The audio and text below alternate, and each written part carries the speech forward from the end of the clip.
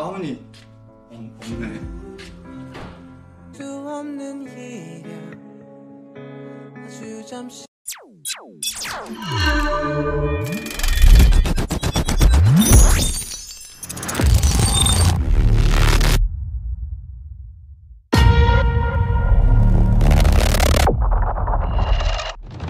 Empat tahun yang lalu sebelum menikah, Hyunwoo mengajak Hae-in berkeliling desa Yeongduri. Ia menceritakan betapa berpengaruhnya keluarga mereka di desa tersebut. Sejenak mereka bersantai dan menikmati es krim. Hyunwoo mengomentari pakaian Hae-in yang dinilai tidak pantas, karena ia melihat Hae-in sering memakai kaos yang berlubang. Hae-in protes dan tak terima akan hal itu. Ia menganggap jika pakaiannya ini bergaya artistik, mahal dan buatan Eropa.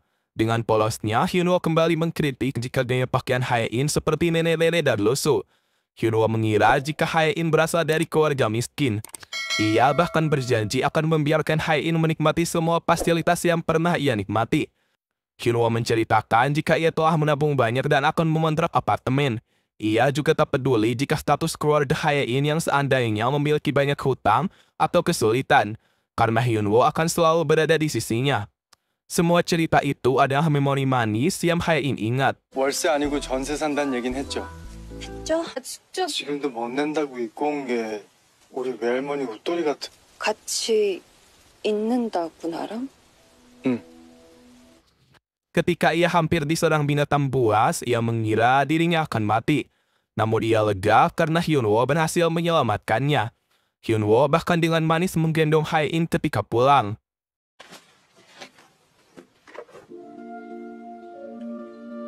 Sochul dan ayahnya sedang menyiapkan pembakaran untuk melakukan barbeque. Seketika mereka terkejut melihat sikap manis Hyunwoo yang sedang menggendong Hae-in.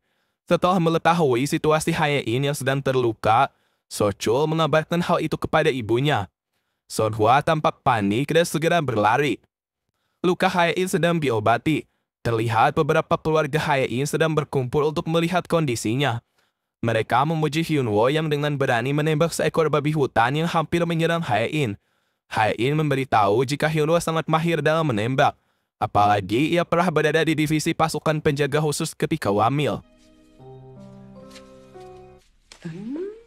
다 가진 년.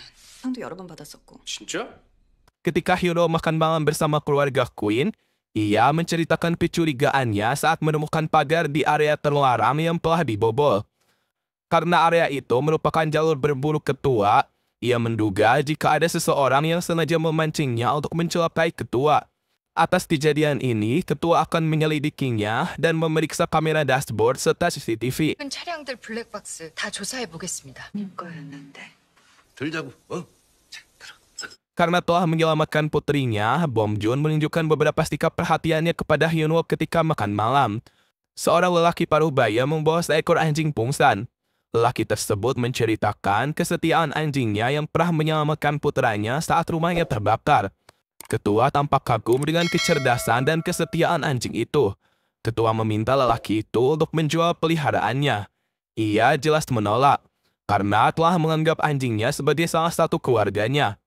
Setelah makan, Eun-sung pergi menemui lelaki itu. Ia memberikan penawaran yang tinggi untuk membeli anjing tersebut. Lelaki itu akhirnya bersedia untuk menjual hewan peliharaannya. 부천들이죠. Karena Hyunwoo merasa canggung saat satu kamar dengan Hae-in, ia berdalih mengajak Sochul untuk berbincang sepanjang malam. Ia menertawakan Hyunwoo yang seolah ketakutan dengan Hae-in. Sochul menolaknya dan menyuruh Hyunwoo untuk segera beristirahat. Sementara itu, Hyunwoo merasa gugup saat Hae-in menyuruhnya untuk membukakan bajunya. Ia kesusahan karena temannya sedang terluka. Pikiran Hae-in merasa terganggu dengan aksi manis Hyunwoo akhir-akhir ini. Gejala ini menandakan jika cinta Hae-in mulai tumbuh kembali kepada Hyunwoo. Bahkan jantungnya tampak berdebar saat melihat keseksian tubuh Hyunwoo. Hae-in sangat kesal dengan pikiran anehnya tersebut. Ia merasa jika Hyunwoo sedang berusaha menggodanya. 나가지 말까. 가운이 없네. Sementara itu, keduanya tampak sulit tertidur dengan alasan jika ukuran kasurnya begitu kecil dan tidak cocok bagi mereka. Namun, situasi cambung itu tampak berbeda dengan situasi 4 tahun yang lalu. Saat pertama kali ke desa yang duri ketika sudah larut malam, Hai-in menginap di rumah Yunwo. Mereka dengan romantis menikmati suasana malam itu. Bahkan tak segan untuk berbagi kasur di tempat yang kecil dan tidur berpelukan sepanjang malam. Hyunwoo terlihat gugup saat Hai-in mengenang momen manis tersebut. 안전이 위험하기도 하고 일리가 있네요. 그러니까요. I'm sorry. Keesokan harinya, lelaki itu tampak menyesal dan memohon untuk mengembalikan anjing kesayangannya. Ketika Ensong telah menerima ceknya kembali, ia mengancam akan membunuh anjing tersebut jika pemiliknya merasa bersalah saat anjingnya dijual. Aksi itu dihentikan oleh Hyunwoo. Ensong berdalih jika perbuatannya tersebut adalah sebuah lelucon. Hyunwoo tak habis pikir dengan tingkah aneh yang ditunjukkan oleh Ensong. 장난이었습니다. Sementara itu, setelah ketua melihat bukti dari CCTV, ia menduga jika pelakunya adalah Bom-suk, yaitu salah satu putranya. Di scene lain, lelaki paruh baya dan istrinya kembali mengingat kejadian 10 tahun yang lalu, di mana ada seorang anak dari panti asuhan harapan abadi yang pernah mendapatkan beasiswa dari grup Queen, pernah memburu salah satu anjing mahal seorang warga. Mereka menduga jika lelaki tersebut sangat mirip dengan Ensong. Sepertinya penyakit Hai-in sulit untuk disembuhkan, karena ia menerima penolakan email dari beberapa tim peneliti dan pusat laboratorium dari berbagai negara. Saat Herkina dan Klub 1 triliun akan menuju genggamannya, ia tak percaya jika dirinya akan segera mati. Bahkan berbagai koleksi mewah dan lukisan mahal tak rela jika ia akan sia-siakan begitu saja. 사놓고 입어보지도 못한 리미티드가 몇 갠데 사놓고 가보지도 Seiring bertambahnya hari, Hai-in semakin terpesona kepada Hyunwoo. Ia bertanya kepada sekretarisnya, apakah hal itu normal saat seorang istri masih berdebar melihat suaminya meski mereka telah menikah 3 tahun. Hai-in menceritakan jika ada seorang temannya seperti itu. Ia bahkan juga merasa tergoda dengan bahu suaminya dan selalu ingin memeluknya karena terlihat tampak seksi. Sekretarisnya menjawab jika wanita itu sedang sakit. Ia kemungkinan mengalami masalah dengan otaknya. Sekretarisnya menyarankan agar ia memeriksakan hal itu ke dokter. 특히 이 뇌CT를 꼭 찍어보러 가세요. Benar saja, Hai-in mempertimbangkan saran itu. Ia berkonsultasi mengenai gejala itu kepada dokter. Hai-in merasa ia tak pernah berempati kepada siapapun. Namun akhir-akhir ini ia selalu merasakan hal itu. Bahkan ia menangis saat melihat atau mendengar penderitaan orang lain. Dokter memaklumi hal itu. Terkadang di saat orang sedang sekarat, ia mengalami perubahan hati. Bahkan menyadari hal-hal yang sebelumnya ia abaikan. Mendengar ini, Hai-in tak terima dan menganggap jika dokter itu tak terampil untuk menyembuhkannya. 모르시겠지만 저는 정말 여러 번 죽을 뻔했어요. Hyunwoo dan mertuanya datang menemui Bom-suk. Ia meminta penjelasan terkait Bom-suk yang diduga sebagai pelaku dalam kejadian ketika berburu. Ia menjelaskan kesalahpahaman ini. Bom-suk mengaku jika ia memang pergi ke tempat perburuan itu. Tetapi maksud kedatangannya adalah untuk menemui ayahnya.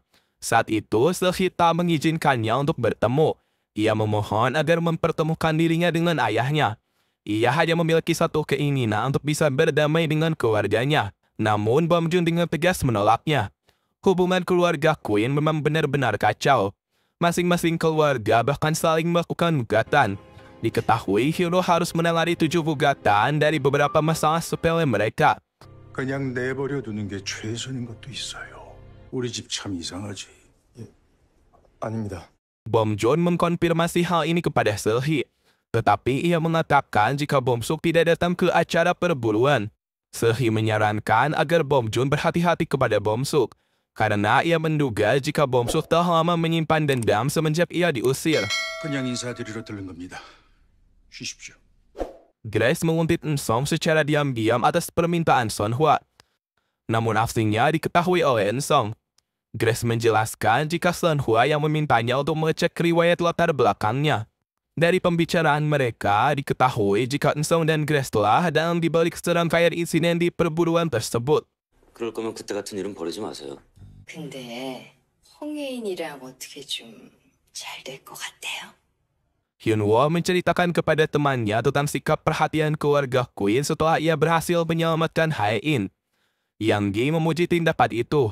Ia berharap agar Hyunwoo bisa lebih intens bersikap manis kepada Hae-in agar saat berpisah, ia bisa merubah surat wasiatnya. 홍예인의 유산 따위 안녕. Kedua saudara Hyunwoo pergi ke Seoul. Mereka berencana untuk mencegah perceraian Hyunwoo dengan Hae-in. Bagaimanapun, ekonomi mereka akan berdampak jika perceraian itu terjadi. Sesaat ketika sampai di Seoul, ia datang ke kantor departemen Queen untuk menemui Hae-in.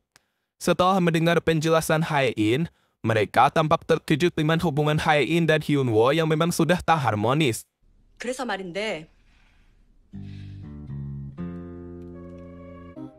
조만간 한번 갈게요. 진짜? Hae-in kecewa setelah mengetahui dari Eun-sung jika Herman tak datang ke agenda makan malam akibat putrinya mengalami kecelakaan. Namun mereka tetap melanjutkan diskusi bisnis terkait pengembangan Herkina pada malam itu. Hyunwoo menghubungi kakaknya saat ia tahu keduanya berada di Seoul. Mereka terkejut saat mengetahui Hyunwoo tak jadi berpisah dengan Hae-in. Ia khawatir karena telah membahas terkait perceraian itu melalui pesan singkat yang ia kirim. Hyunwoo segera menghubungi Hae-in. Namun Eun-sung dengan sengaja mematikan ponsel Hae-in. 누님과 형님이 홍혜인 사장님 만나러 오셨다는 얘기는 들으셨죠?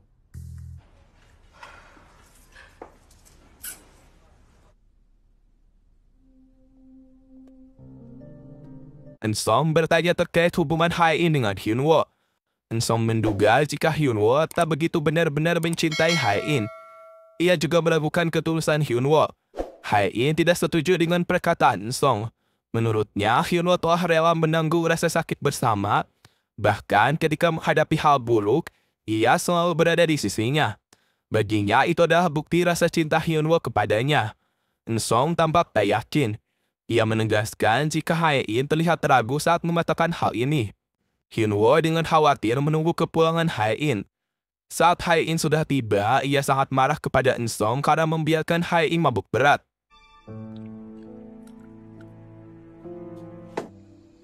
이렇게 꽐라가 되냐고요. 섞어 마셔서 그래. 네, 우리 혜인이 좀 잘 부탁드려요.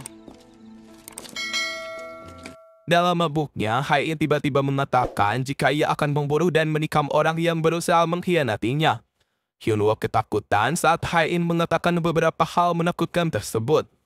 Hyunwoo mencoba merebut ponsel Hae-in untuk menghapus pesan yang pernah kakaknya kirimkan. Namun ponsel itu terjatuh. Keduanya tak sengaja saling bertatapan. Lalu Hae-in dengan manis mencium Hyunwoo. 자신이 없었지?